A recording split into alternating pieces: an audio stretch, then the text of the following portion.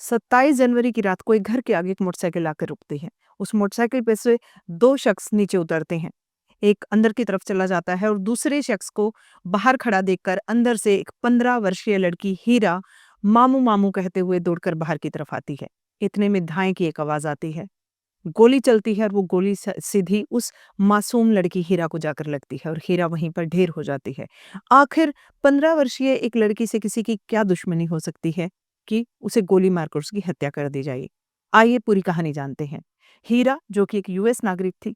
हीरा के पिता अनवर उल हक कई साल पहले यूएस जाकर शिफ्ट हो गए थे और वहां की उन्होंने नागरिकता भी ले ली थी। वहीं उन्होंने एक शादी की जिनसे उनके 4 बच्चे पैदा हुए, जिनमें से एक उनकी बेटी का नाम हीरा था।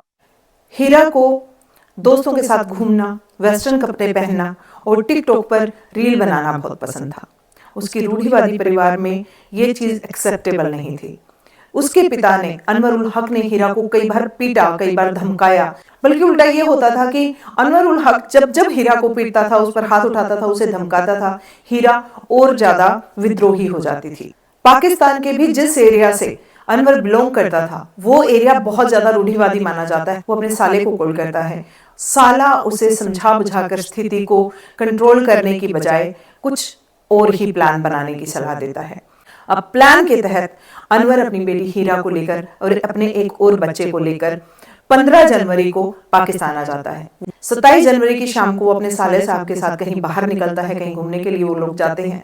वापस आने के बाद अनवर तो उतरकर अंदर चला जाता है। हीरा के मामा उसके ऊपर गोली चला देते हैं, जो कि अनवर की और उनकी पहली प्लानिंग हो चुकी थी। क्योंकि अनवर ने कहा था कि मैं अपनी बेटी को खुद नहीं मार सकता, तो हीरा के मामा ने कहा कि कोई बात नहीं, ये काम मैं कर दूंगा। उसके बाद वो तुरंत मोटरसाइकिल पर बैठा और वहां से भाग गया।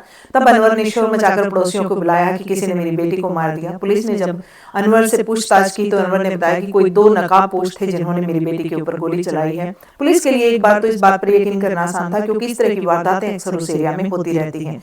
लेकिन सीसीटीवी की छानबीन और सब तरीके की छानबीन के बाद जब उनका शक अनवर के ऊपर बढ़ता चला गया और उन्होंने जब अपने ढंग से अनवर से पूछताछ की तो अनवर ने सारा सच उगल दिया। मैं इस बात से इत्तेफाक रखती हूँ कि अक्सर टीनेजर जो बच्चे होते हैं, जब एक उम्र के एक पड़ाव से गुजर रहे होते हैं, तो माँ बाप को उनके बहुत ज्यादा फोन पर रहने से, बहुत ज्यादा सोशल मीडिया पर रहने से आपत्ति होती है, जो कि जायज भी है। क्योंकि पेरेंट्स को लगता है कि कहीं उनका ध्यान ना भटक जाए और वो पढ़ाई की बजाय दूसरी चीजों की तरफ ना इन्वॉल्व हो जाए।